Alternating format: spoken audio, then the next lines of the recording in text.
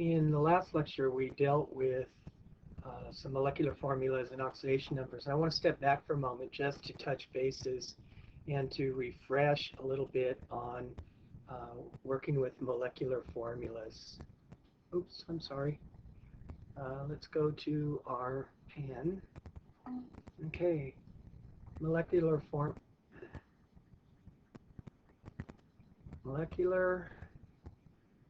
compounds.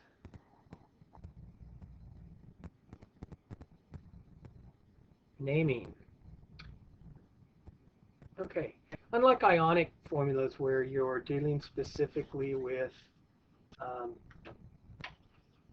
the compounds themselves, and we have the stock system, which allows us to name metals based on their polyvalence.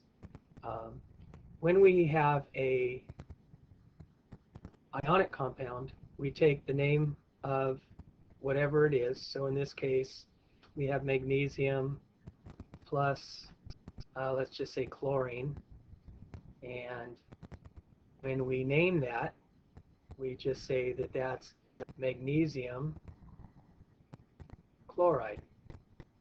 So in doing ionic compounds, what we do is we make sure that the first part maintains the metal name or the cation name, and the second one, the anion, changes from "-ine" to "-ide", "-ine" to "-ide".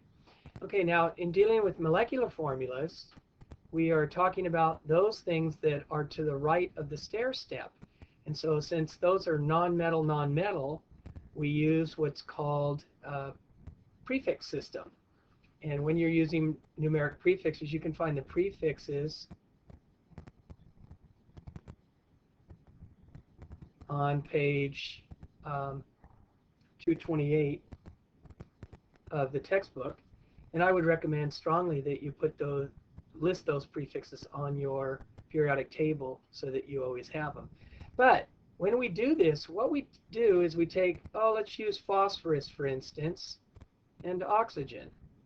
Okay, we know that phosphorus can have multiple oxidation states, but its primary oxidation state is out of group 15, which means it's normally going to be a -3.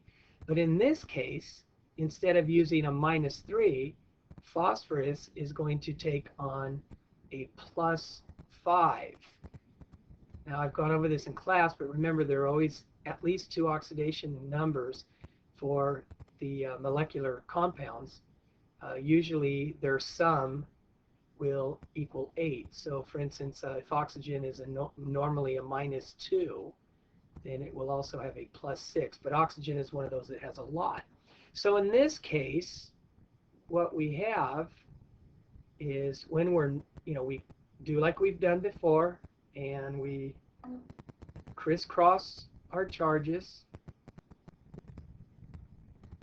and we rewrite our new compound, which in this case is P2O5. And when we name this, because we are now working with a molecular, we are going to call this diphosphorus.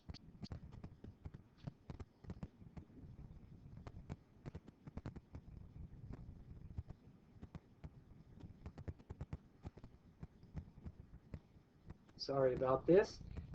And then 5 is listed in the book as penta. So it would be penta, or in this case, we drop the A and we just call it pentoxide. Okay?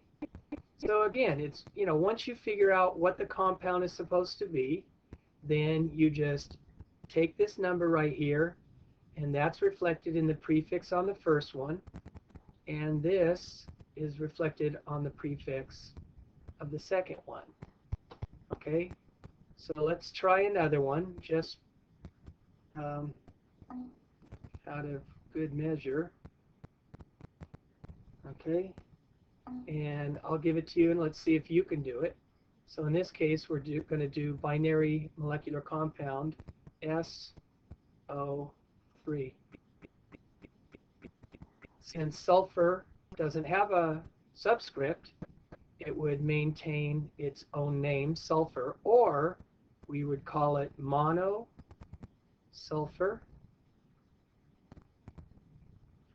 And then we look at the subscript here,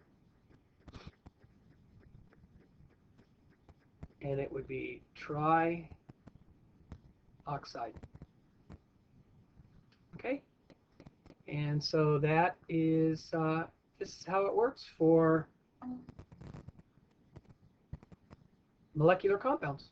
Okay, talk to you next time.